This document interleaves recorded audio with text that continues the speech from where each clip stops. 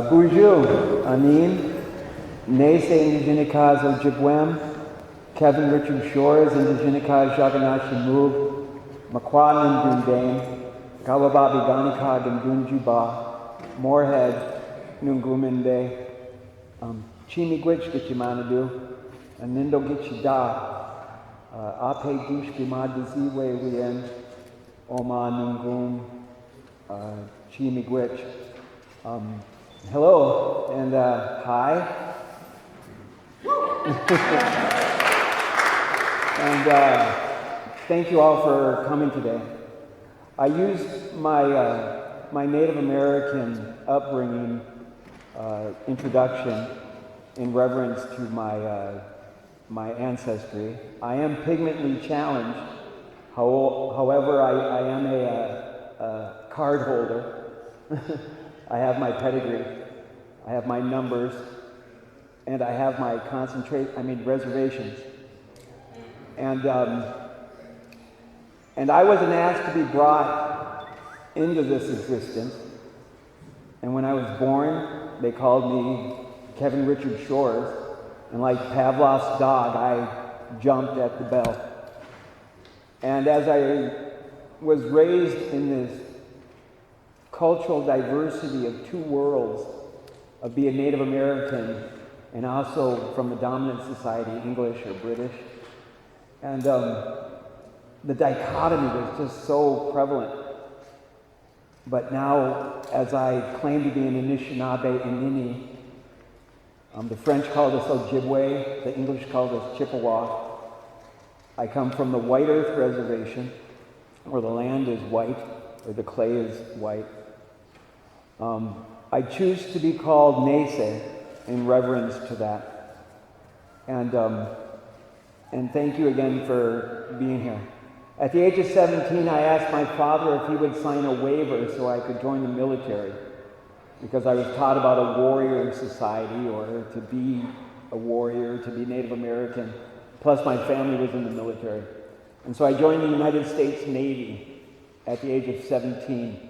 Where I was on board a ship. I was a radioman, had a high clearance level. Went to the Persian Gulf. And at the Persian Gulf, I witnessed things that devastated my world, because we were told we were there to liberate Kuwaiti. And yet we were liberating George Bush oil tankers through the Straits of Hormuz. And so to come back and learn of this atrocity, and then also learn that they gave me experimental inoculations that wreaked havoc on my body, giving me what is called Gulf War illness, yet I think it should be reclassified as Persian Gulf illness, because there's well over 500,000 veterans that are dying and living with this ailment. Like myself, in 1994 I learned of this, and in 1995 they were giving me a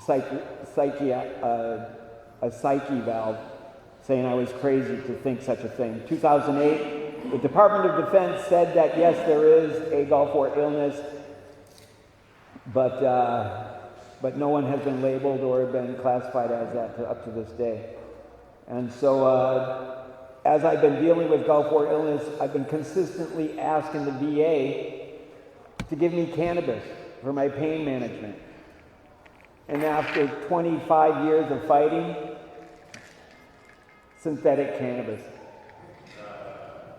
which is just as bad as the OxyContins on my kidneys and my liver. Yet they won't let me grow a plant, as my ancestors have told me, that we utilize every plant for its benefits. I also believe in the Bible. No, I know in the Bible it also says that each plant and fruit-bearing plant is to be used. And yet, what's the big deal? This here, THC, is the big deal. As we're brought here together to celebrate this day of 420, and to show the respect of this plant. What's the big deal? This molecule here is the big deal. where the dominant society has taken a beautiful plant, cannabis, and they're ripping it apart, and they're calling it marijuana, and they're calling it hemp. But it's cannabis. Multitudes of strains of cannabis, sativa, indica, 300 different strains. And just like carver and tomatoes and peanuts, we can cross-pollinate them. So get ready for the marijuana hemp wars, people. And as we ask for them to give us our medicine, and we keep saying, give us our medicine, cannabis is our medicine. And we paint ourselves into a corner, and they say, oh really? Cannabis is medicine? And we're like, yes, it's medicine. And they say, well, you know, only doctors can prescribe medicine. But I say cannabis is health maintenance. Health maintenance. It's not medicine. If there's a word that I will use for the cannabis plant, it's mushkiki, which is an Ojibwe or Anishinaabe word that use something that you use with your existence to benefit yourself. Sounds a lot better than the word medicine. You need moccasins, not medicine. But I asked my elders, because in my existence I've consistently asked and used cannabis. At the age of 12 was the first time I used cannabis. And like the time when I learned that there was no such thing as Santa Claus, sorry children, I can't see, I should have looked first. But they lied to me. They lied to me and they said cannabis is the devil's weed. Cannabis is the gateway drug. Not alcohol, but cannabis is the gateway drug. And they lied to me. And I've been using it for a long, long time. I've survived 49 winters now. And I realized that in my quest for the truth, the only truth I've realized is that they haven't told us the truth. And yet we're all questing and just striving to find that truth. That this is not a big deal. It's an incredible thing. In our pineal gland, we have receptors asking for this. And truth be told, whether or not cannabis has a high rate of THC or a low rate, if you want to get the cannabinoids out of it, you can get them from both marijuana or hemp, but it's still just cannabis. But I wanted to say I'm sorry. And a lot of times they say you shouldn't apologize. And if I run over, please just tell me to be quiet because I'll ramble on. And I didn't time this. But I'm sorry because in my existence, I haven't made the right choices. I haven't made the right choices for all of us here, all of our relations. And I'm sorry. But I'm making choices now. I'm trying to make positive choices, like being here today and asking Gitchimanadu or the Creator or God or Allah or Buddha or whatever you wish to call it. Asking it to be here through me to you, all of us here, together, symbiotically. And this is one of the biggest lessons. When I ask my ancestors and my elders, what about cannabis? Is it right? Is it wrong? And I get the same response. Everything has energy, essence, or spirit. And if you use that spirit internally or externally, if you use it in a respectful manner, it will work in harmony with you, in a symbiotic relationship. But if you disrespect that spirit, it will consume you from the inside. And this can be used for all things. Too much sugar, too much coffee, too much soda, too much love, too much relationships, too much work, too much play. And it all comes down to choices. That if we're making the choice to use this molecule for our benefit, to excite our pineal gland, to get us all squirting, Because when you giggle, when you laugh, when you smile at somebody, you secrete those giggle juices from your pineal glands. Glasses, I guess I'm thinking about seeing with your third eye. So as you squeegee your third eye, and if you choose to excite your pineal with the use of cannabis, please remember to make the choice to do it in a respectful manner, to look at everything in a respectful way.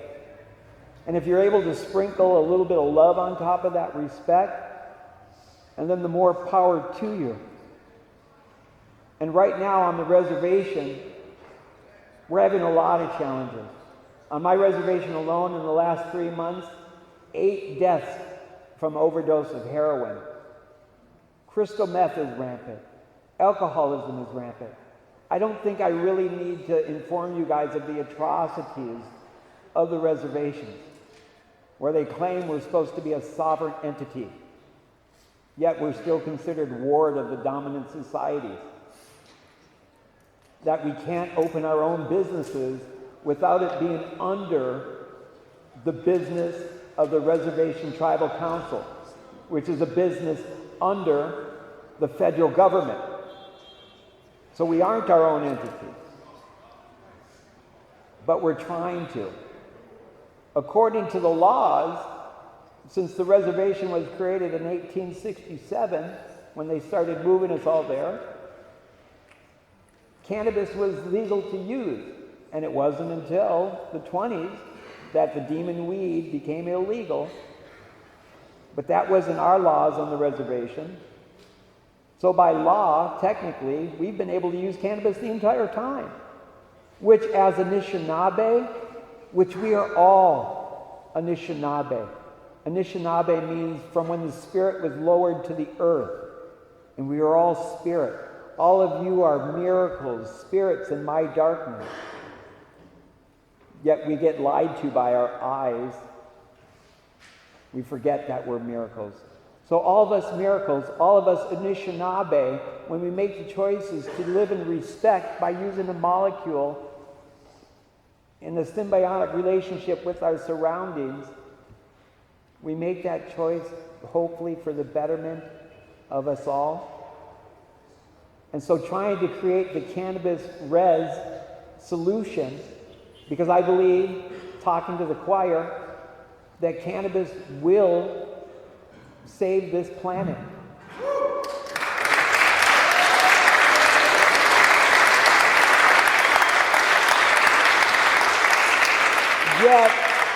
Yet, we have to make the choice. I wasn't involved with the name of today's event, because I would have questioned standing up to prohibition. But if you need me to stand up, if anybody's willing to catch me, I will.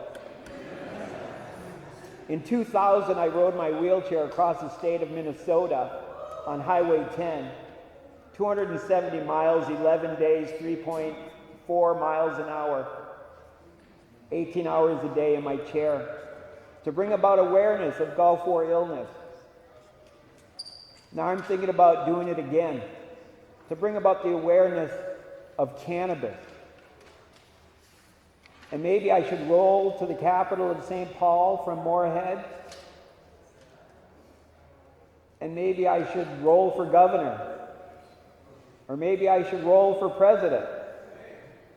Maybe we should start a new political party and call it the Cannabis Resolution Party.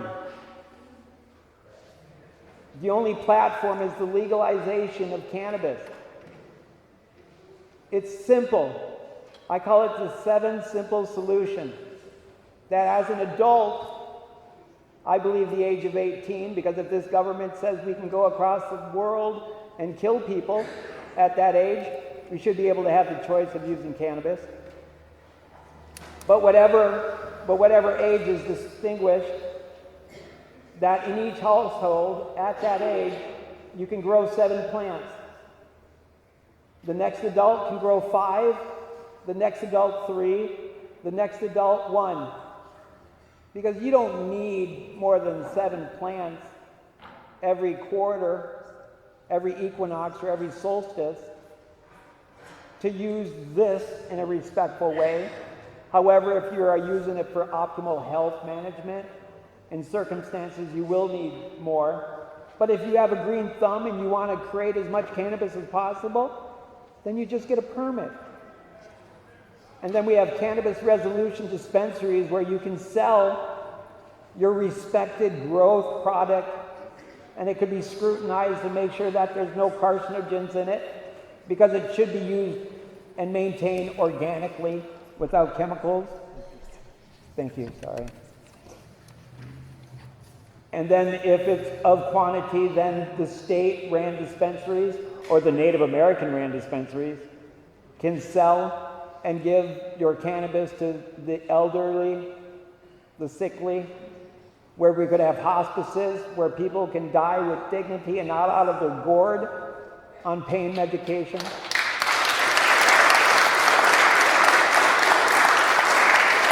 Where I don't have to worry every month about taking blood tests to make sure my kidneys and my liver isn't failing on me, so that we can educate each other. And we need to pull the weeds of ignorance, and we need to plant the seeds of truth, and we need to harvest our future, because we are the miracles. So please, Gaga, make those choices to be the miracle, to remember we are the miracle. And through the enlightenment of this element, we can learn that and remember that. So go out there and be respectful and let your voices be heard. Make your voices, lift them up and yell them out, because we need to make that choice. Because at the pace we're moving at now isn't quick enough for me, and I don't want to run anybody over. So I'm willing to stand up with you if you're willing to stand up with me and help make the right choice. Miigwech, ape gish b'madazi we'en. Thank you very much. Have a beautiful day.